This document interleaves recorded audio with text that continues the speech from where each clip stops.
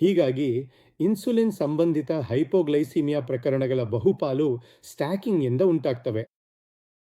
ಆದುದರಿಂದ ಊಟದ ನಂತರದ ಸರಿಪಡಿಕೆ ರೋಲರ್ ಕೋಸ್ಟರ್ ಮಾದರಿಯನ್ನು ಸೃಷ್ಟಿಸುತ್ತದೆ. ಹೀಗಾಗಿ ಪ್ರತಿಯೊಂದು ಊಟವೂ ಒಂದು ಚಕ್ರವಾಗ್ತದೆ.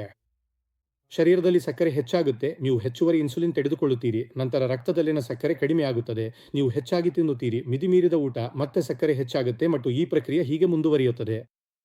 ಹೀಗಾಗಿ ಇಷ್ಟು ಹೆಚ್ಚು ಏರುಪೇರಿನಿಂದ ರಕ್ತನಾಳದ ಹಾನಿ ಉಂಟಾಗತ್ತೆ, ನಿಮ್ಮ ಎ1ಸಿ ಹೆಚ್ಚುತ್ತದೆ, ಉರಿಯೂತ ಹೆಚ್ಚುತ್ತದೆ, ಡಯಾಬಿಟಿಸ್ ನಿಯಂತ್ರಣ ಮತ್ತು ನಿರ್ವಹಣೆಯನ್ನ ಕಷ್ಟ ಮಾಡುತ್ತದೆ ಮತ್ತು ರೋಗಿಗಳನ್ನ ಮಾನಸಿಕವಾಗಿ ಕಳೆದು ಹೋಗುವಂತೆ ಮಾಡುತ್ತದೆ. ಹಾಗಾದ್ರೆ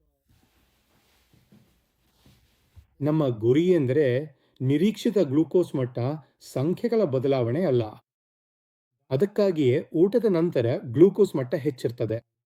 ನಂತರ ನಿರಂತರವಾಗಿ ಹೆಚ್ಚಾಗಿದ್ರೆ ನೀವು ತಿನ್ನುವ ಆಹಾರದಲ್ಲಿ ಅಥವಾ ನೀವು ತಿನ್ನುತ್ತಿರುವುದರಲ್ಲಿ ಬದಲಾವಣೆ ಮಾಡಬೇಕು ಅಥವಾ ಮುಂದಿನ ಬಾರಿ ಊಟಕ್ಕೂ ಮುನ್ನ ಇನ್ಸುಲಿನ್ ಪ್ರಮಾಣವನ್ನು ಸರಿಪಡಿಸಬೇಕು.